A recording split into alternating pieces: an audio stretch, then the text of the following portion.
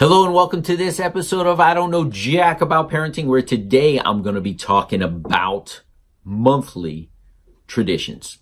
So the big question is this: how are parents like us, who don't have a manual, who are doing the best we can, who feel as though we aren't enough, how are we going to raise healthy, happy children who we are proud of and still keep our sanity in that process? That's the question, and this podcast will give you the answers. My name is Ryan Roy, and welcome to I Don't Know Jack About Parenting, a podcast for parents who are being real with themselves.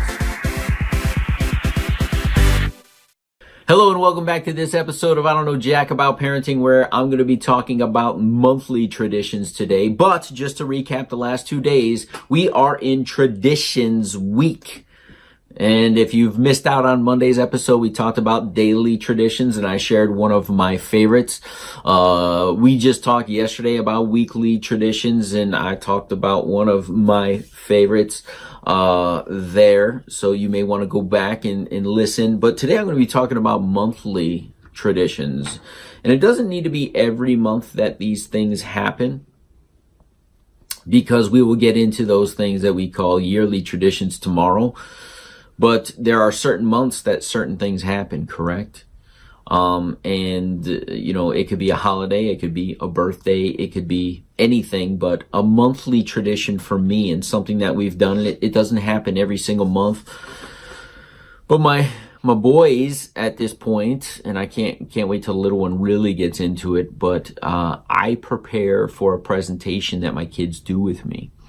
And or my son does with me at this point. And we do this presentation 6 times a year, and we happen to do them during the school year because we do them at the school.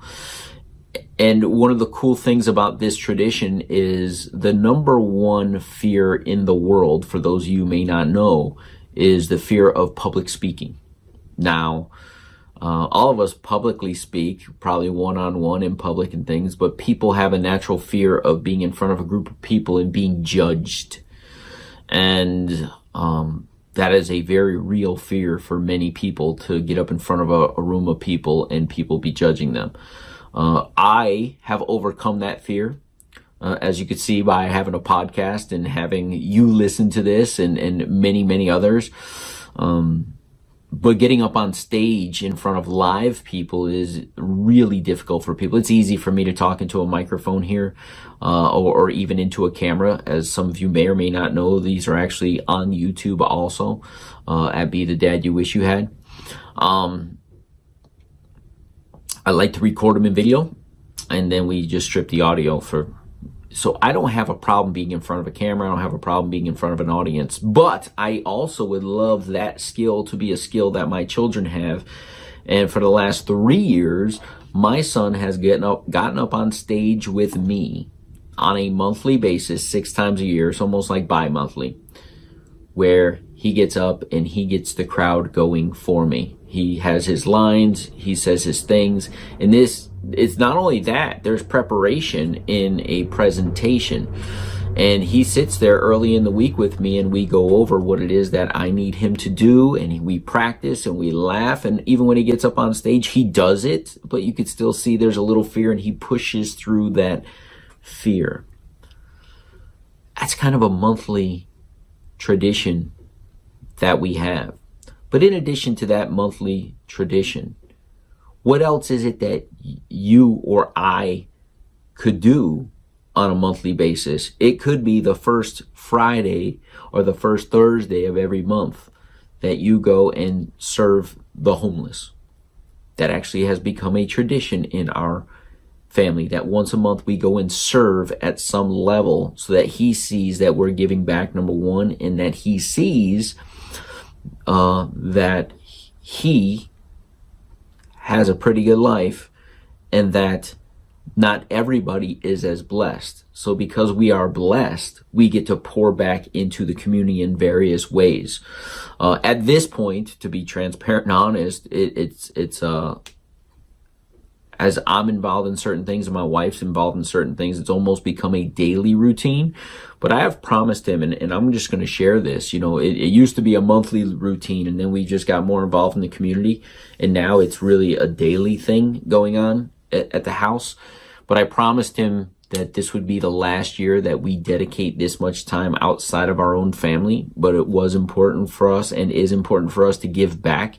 We just won't give back at such a high level because it literally is taking away from some of that intimate time. But it's for a greater cause. So, but we have those conversations. And those conversations happen, like I said, in daily, in the first week, the first episode of this week, which was Monday, which was daily routines. It happens at Daddy Talk Time. We have those real life, intimate, real conversations about, hey, how is this affecting you? You know, Daddy's been busy with this, that, and the other. Mommy's been busy with this, that, and the other. How is it affecting you? And he says, it's okay. I miss doing this, or I miss doing that. And I say, well, thank you for telling me.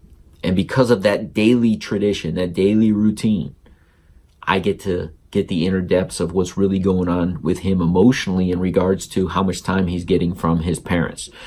So, and I have to listen. And I tell him I'm listening, and I say, what can I do to make that up to you? And he comes up with the silliest things, and we do them. I mean, he's like, can we just go to Dairy Queen and have a blizzard? When do you want to do that? Well, I know it's in the middle of the week. Can we do it on the weekend? Yep, we can do that. Sounds like a plan to me. Let's do that. So listen to your kids, but have those monthly traditions, have those weekly traditions, have those daily traditions. And listen, I don't know jack about parenting. I just know that having real conversations and real connection to your children develops that, what I said in the first two episodes, it develops that sense of love.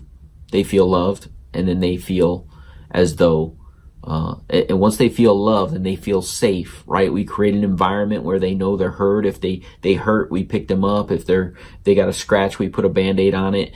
If they're feeling emotional, that they could come and ask for a hug and get a hug in a real life discussion, and they know that they're feeling heard and their emotional needs are being met.